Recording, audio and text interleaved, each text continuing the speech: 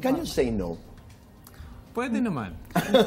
Siya hindi, pero ako pwede. I don't say no. You don't? Workaholic kasi siya. Okay. Tito Bo. Pero that's a personal decision. Yes. Maris, so you don't say no. Pag sinabing may assignment, may trabaho, punta. Go lang po. Okay. Rafi, what Work do you is a say? blessing. That's true. That's true. And that's commitment also. Yes, diba? true. Why do you say, I can say no? Depende naman. Siyempre, kung katulad ko kasi sa gera ako napupunta. So, hindi naman lahat ng gera pwede kong puntahan. So, may mga pagkakataon naman kailangan ko ipahinga yung sarili, kailangan mo ipahinga yung emotion mo, yung utak mo. And so, yeah, may choice naman. Sa mga pagkakataon, halimbawa, sinasabi ng ating mga bosses na ikay kailangan tumakbo. I know you covered the Hamas-Israeli war. Tama ba ko? Yes.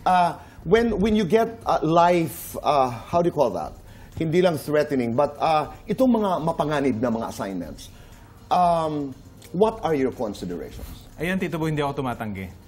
Never ako tumanggi sa mga ganong coverages. Kasi yun yung hinahanap ko. Yun yung nagbubuhay ng dugo ko sa journalist.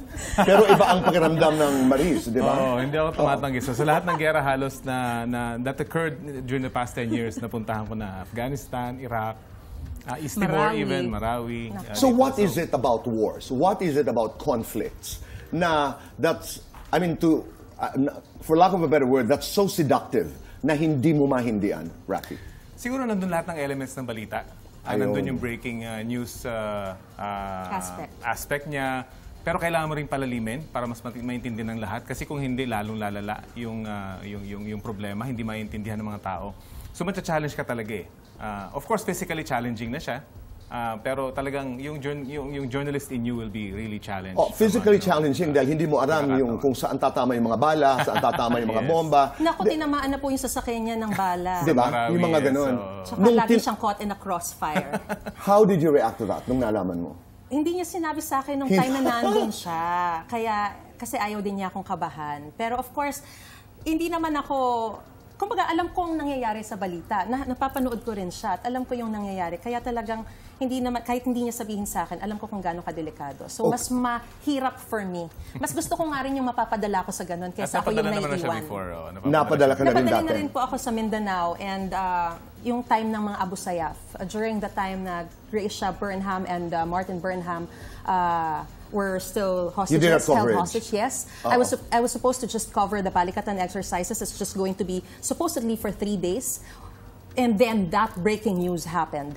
I was there at the right place at the right time. I was a very new reporter during that time. I was 20 plus years old, 22, 23. Who did the coverage of the liberation of Kauswagan, Lanao del Norte? Kauswagan, hindi yung liberation mismo. Pero nandun kami sa area. Kasi ang dami dahil hindi ko malilimutan yun, ano? Nandun kami lahat. Marami kami nagko-cover noong time na yun. Kanina, Rafi, sinabi mo na dapat pinalalalim mo.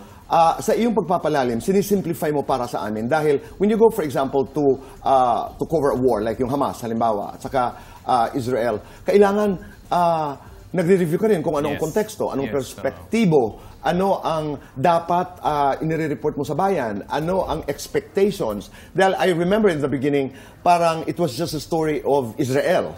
I mean, that was a worldwide reaction to that coverage. So hindi lamang physical, pati intellectual, emotional, mental, ang iyong paghahanda. Kaya ako ina-advocate ko talaga yung pagiging lover ng history ng mga journalists eh. Kasi lahat naman na nangyayari ngayon, nangyari niyan before. May konteksto lagi yan. Yung Hamas-Israeli war, hundreds of malalim na yung history niyan. Lahat na nangyayari ngayon, for sure, meron ng pinanggalingan yan. Kahit yung mga simpleng naka-one story lang yan, meron nang nangyari in the past. So, pwede mong i-relate. So, dapat alam mo yung history mo in the first place para ma-contextualize mo yung story. At ma-simplify, para maintindihan ng nanonood.